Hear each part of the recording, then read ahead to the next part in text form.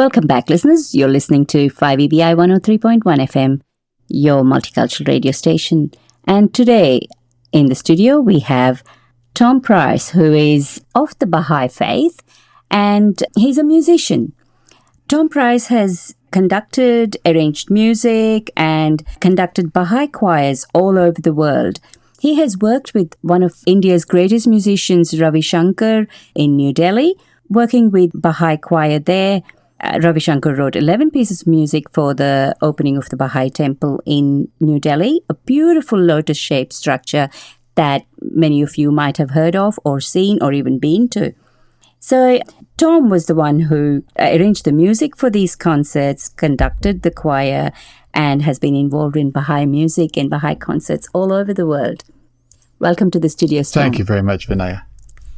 Tell me a little bit how you got involved with the Baha'i Faith. Were you born into the Baha'i Faith? No, I wasn't. And really, no one is really born Baha'i, even though in Iran, many people have Baha'i ancestors. But most people like me I was born and raised in the United States, we learn about the Baha'i Faith and we study it and join. And so it happened when I was around 9 years old.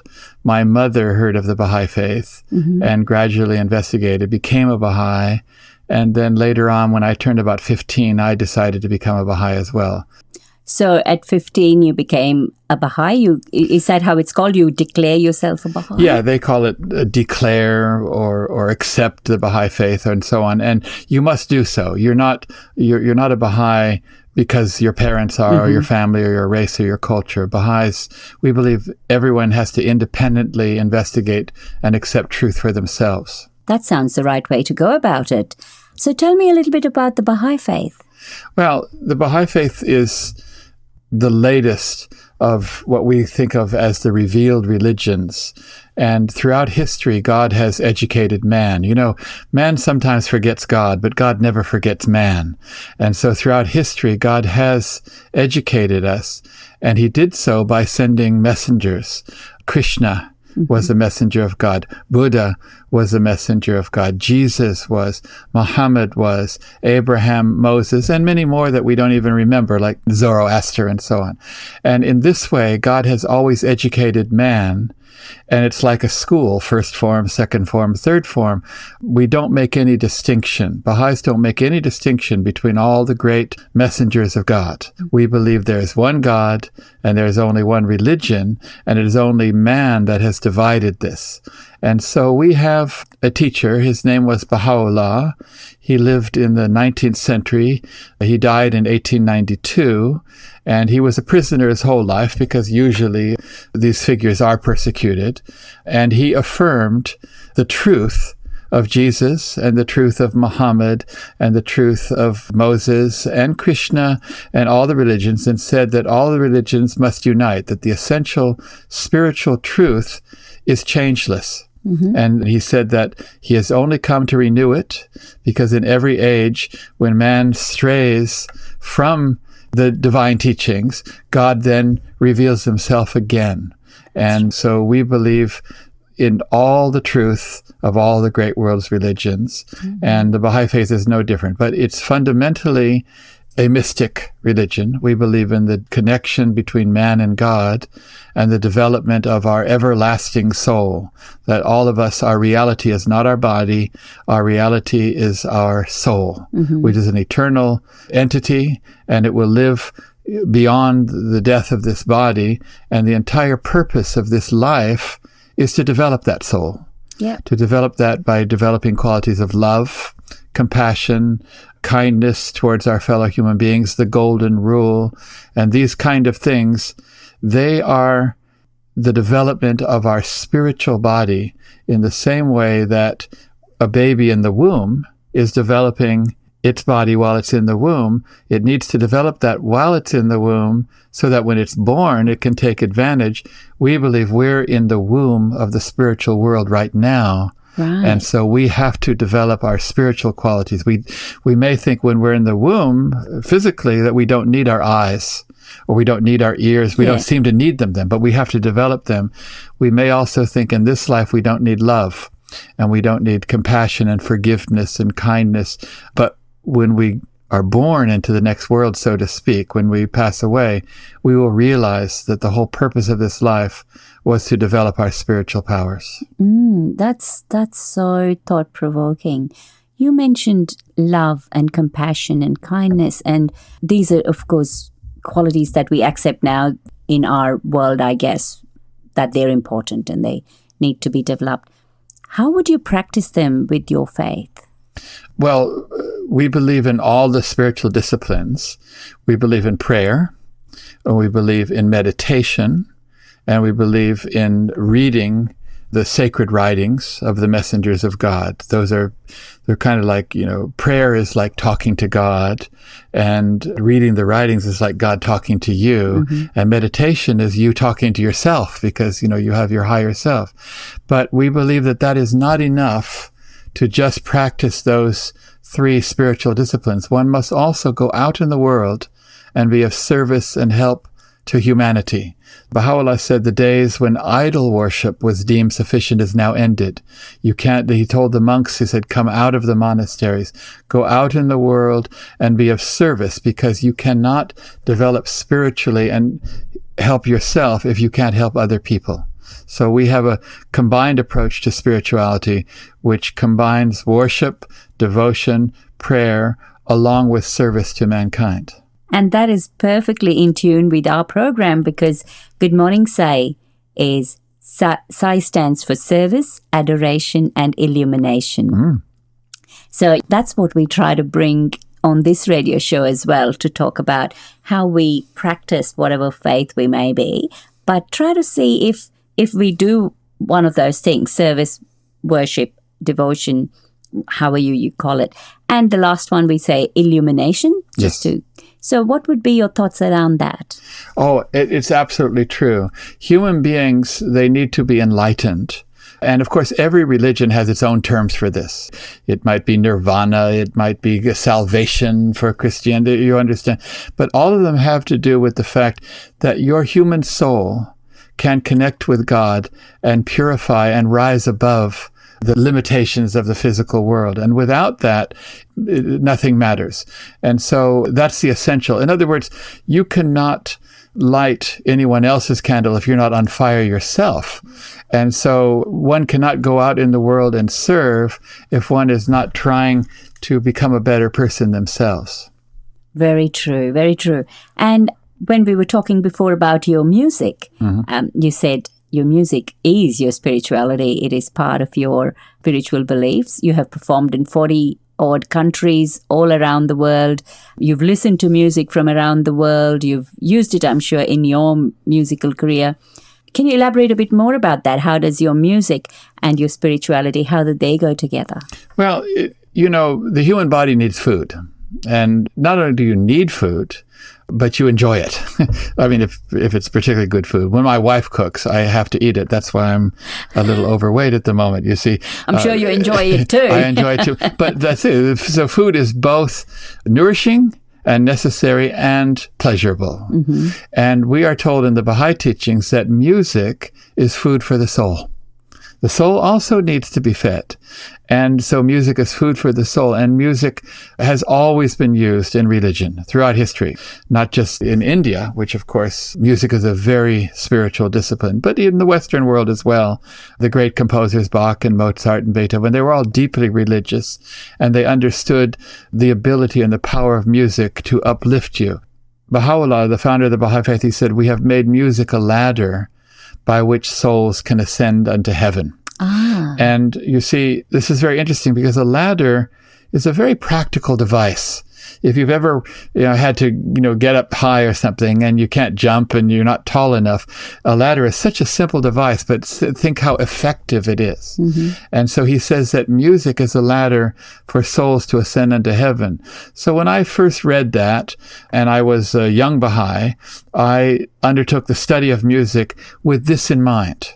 And so I became the director of Baha'i temple choirs, first in Sydney, later in United States. So I was always writing, composing, and performing music with the purpose of trying to inspire people spiritually. Mm-hmm. And that is the reason I was appointed to be the music director of the Lotus Temple in New Delhi. And that gave me the chance to work with Ravi Shankar. And, when I first met Ravi Shankar, I thought I would teach him how important music was spiritually. And so I brought him the Baha'i teachings on music. But as soon as I met him, I realized that the Hindus have 5,000 years on our culture with the use of music. And he told me, he said, we believe there are two worlds. There's the spiritual world and the physical world. And when he said that, I said, yeah, everyone knows that, And then he said, and we believe music is the door between those two worlds. And I just almost fainted. And I there was nothing I could teach him because he understood that it was the door. And then when I had a chance to go to Indian concerts and to see the concentration and the meditation in their concerts and the purification of the human voice and the purification of the violin and the flute, to get the tone so beautiful that you go through that door. That's exactly what happens. So yeah, that's my philosophy of music. And I think it's no different to the philosophy of Bach or Mozart or Beethoven or anyone else. Yeah, that was a lovely experience you talked about with Pandit Ravi Shankar. Any other experiences you would like to share on your musical journey, and not necessarily meeting great musicians, but while you meet with ordinary people in your choir and how you all relate to the music? I think, in a way, music enhances any emotion that you have. It's an intensifier of emotion. It can intensify love and romance and even sex. It can intensify soldiers wanting to be aggressive in war. In other words, music has a great power to push people's emotions. That's why it's used in movies and musicals and so on. But the greatest power of music is when someone is oriented towards God and towards spirituality, and you bring the music in, it just kicks them a little further in that direction. And so, of course, music can be used wrongly. I think this is why in Islam, they were afraid of music for several centuries, because they thought music led people to kind of lust. But that's just that music is very powerful. That's why it's used in advertising. That's why it's used in all kinds of things. So you have this very powerful tool to move people, and it should be used for the right purposes. And so we believe that we use it for spiritual purposes to uplift people. And so I have found that when I perform choirs in devotional gatherings or devotional settings like Baha'i temples or Christian churches, because when I was in America, our choir performed as much in non-Baha'i gatherings, synagogues and churches. I found that when people are spiritually oriented and you sing, they come to you and they say, that moved me so much. And I realized that we weren't really that good. We were a little out of tune, or we weren't that good. But I know that when someone's heart is in the right place, that music can definitely have that effect on them. Very true, very true. It takes us to a totally different realm, doesn't it? And while you were talking about the Indian musicians, that's what I remembered. You just close your eyes and you listen and you're transported literally to another world. Tom, I can't let you go without sharing a little music, one of your favorite pieces. Is that okay if I play one of your pieces? Yes, you can play some pieces that I worked on with Ravi Shankar. I'll give you. Yes. Beautiful. Thank you so much. It's been wonderful having you on the program and knowing not just about the Baha'i Faith, but your incredible journey into music and that connection of music and spirituality and how you practice your faith. Thank you for being with us, Tom. Thank you so much.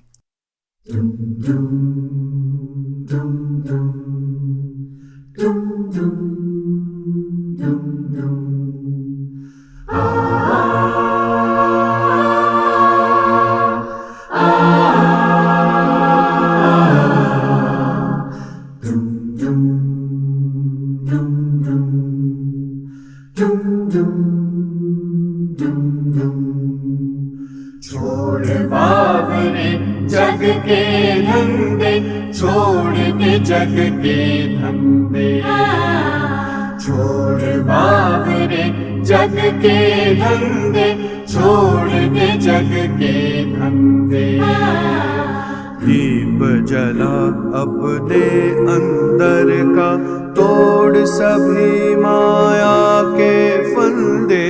दीप जला अपने अंदर का, तोड़ सभी माया के फंदे। छोड़ दे जग के धंधे, छोड़ बावरे जग के धंधे, छोड़ दे जग के धंधे।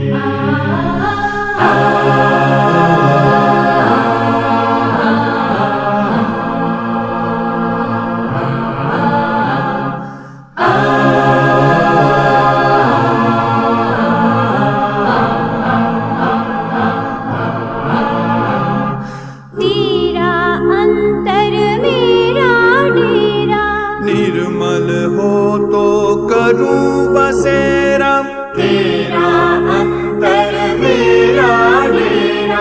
निर्मल हो तो करूं बसेरा, पावन बना चेतना अपनी, पावन बना चेतना अपनी। तो प्रकाश दूं बंदे, छोड़ दे जग के धंधे। छोड़ बावरे जग के धंधे, छोड़ दे जग के धंधे। दीप जला अपने अंदर का, तोड़ सभी माया के फंदे। दीप जला अपने अंदर का, तोड़ सभी माया के फंदे।